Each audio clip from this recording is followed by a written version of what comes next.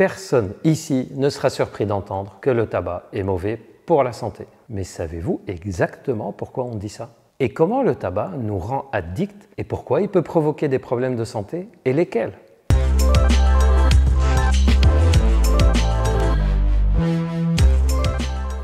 Je suis le docteur Gilbert Boujaoudé, médecin et directeur scientifique de la clinique Charles Poincaré. N'oubliez pas de vous abonner et d'activer la cloche de notification.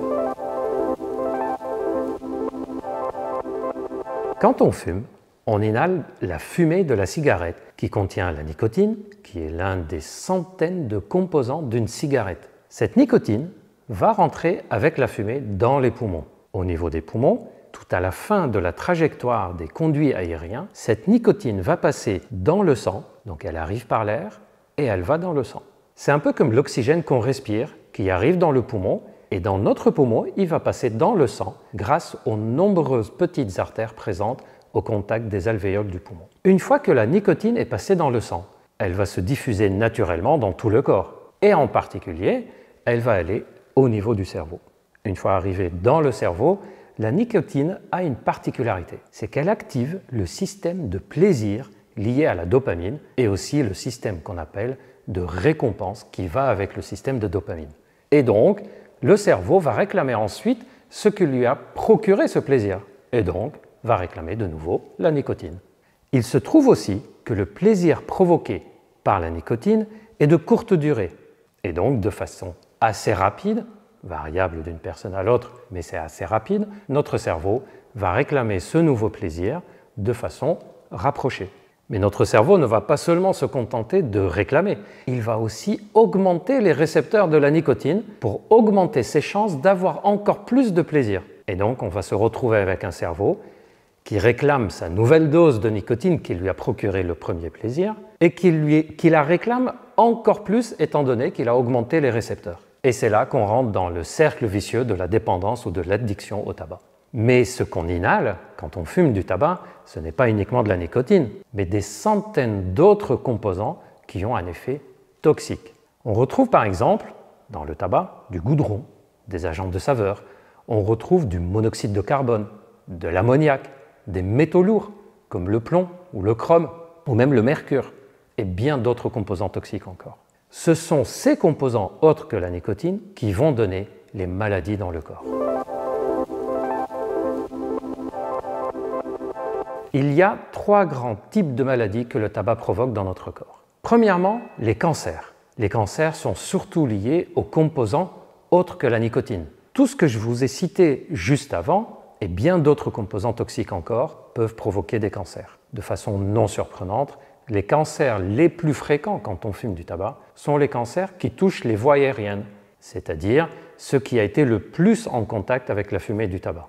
On pense en particulier au cancer des poumons, cancer de la gorge, du larynx, au cancer de la bouche, cancer de la langue ou de l'œsophage.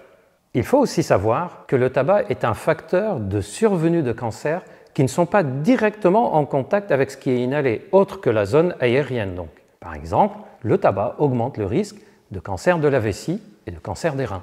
Les reins et la vessie sont 2 organes qui participent à éliminer du corps les produits toxiques et les produits de dégradation dont on n'a pas besoin dans notre corps. C'est probablement par ce biais que le tabac va venir abîmer et provoquer des cancers dans ces organes. Deuxième type de maladie, les maladies cardiovasculaires. Et là, on a la nicotine qui peut jouer un rôle puisqu'elle peut donner des accélérations du rythme cardiaque et des modifications de la tension artérielle. Mais on a aussi tous les autres toxiques qui viennent se déposer et abîmer la paroi des artères. Un peu à la fois, année après année, cela finit par donner des artères plus épaisses, moins souples et donc moins capables de s'adapter à la pression et à la quantité du sang qu'elles contiennent. Et plus loin encore, ces artères vont finir par se boucher et le sang ne peut plus passer correctement avec, à ce moment-là, un risque d'ischémie, donc souffrance des organes qui ne reçoivent plus le sang correctement. Plus particulièrement, ça peut donner un infarctus du myocarde, ça peut donner des attaques cérébrales, ce qu'on appelle accident vasculaire cérébral.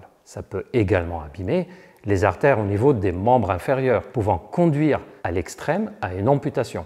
Et d'autres artères peuvent être touchées, toutes les artères du corps en fait. Dans le domaine de la médecine sexuelle, on pense en particulier aux artères du pénis, qui sont parfois parmi les toutes premières artères touchées par le tabac, et même parmi les tout premiers signes qui révèlent que le tabac commence à abîmer d'autres artères dans le corps. C'est pour ça qu'on considère parfois que l'arrivée de troubles érectiles est le premier signe d'une maladie cardiaque qui risque d'apparaître dans les prochaines années. Troisièmement, les bronchites chroniques. C'est donc une altération du fonctionnement des poumons et les bronches qui respirent moins bien, sans que ça soit un cancer. Certaines zones du poumon ne savent plus fonctionner suffisamment pour permettre que l'oxygène rentre dans le sang, avec donc un manque d'oxygène chronique et un manque d'évacuation du gaz carbonique chronique. Les bronches et les poumons deviennent également plus sensibles aux infections et plus à risque de faire des pneumonies. Ce type de bronchopneumopathie chronique, comme on les appelle, peut donner des symptômes allant de la gêne au moment des efforts de la vie quotidienne à des symptômes beaucoup plus sévères, nécessitant parfois d'être sous oxygène de façon continue dans la vie quotidienne. Et bien sûr, elles peuvent conduire très régulièrement à des hospitalisations. Dans leurs formes les plus sévères, elles peuvent même conduire au décès.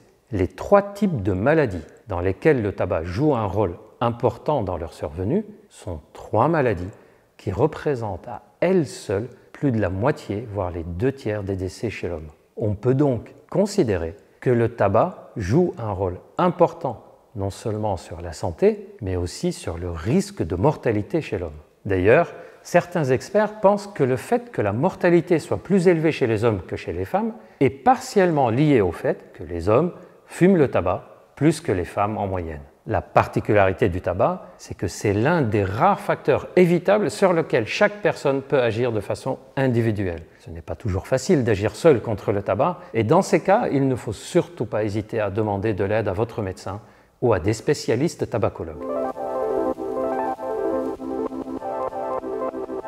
Nous avons toutes et tous dans notre entourage des personnes qui fument du tabac et qui n'ont pas des problèmes de santé, aucun de ceux que j'ai évoqués tout à l'heure. Et à l'inverse, nous avons des personnes qui ont fumé très peu, voire pas du tout, et qui ont eu ce type de problème. Et oui, notre sensibilité aux conséquences négatives du tabac est très variable d'une personne à une autre, pour des raisons probablement génétiques et d'autres raisons pour lesquelles nous n'avons pas encore d'explication claire. Certaines personnes vont donc avoir des conséquences néfastes en fumant même des toutes petites quantités. De plus, il est impossible de savoir à l'avance si vous faites partie des personnes qui vont réagir très mal au tabac dès les petites quantités ou non. D'où le grand principe de précaution avec le tabac et de sécurité.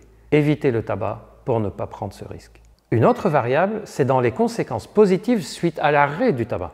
En effet, certaines personnes voient une amélioration de leurs problématiques et de leur état de santé assez rapidement après l'arrêt du tabac.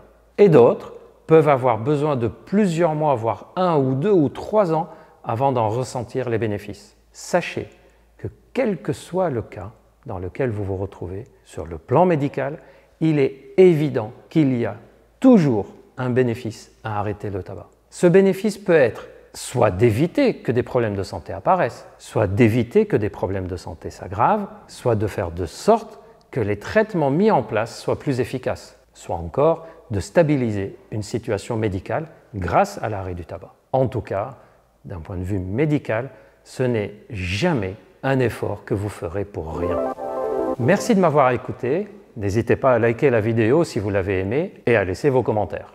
Et pour plus de vidéos sur la santé sexuelle, mais aussi d'autres sujets, vous pouvez nous suivre et activer la cloche de notification. Il y a encore plein de sujets à découvrir ensemble. Je vous dis donc à très vite et d'ici là, prenez soin de vous.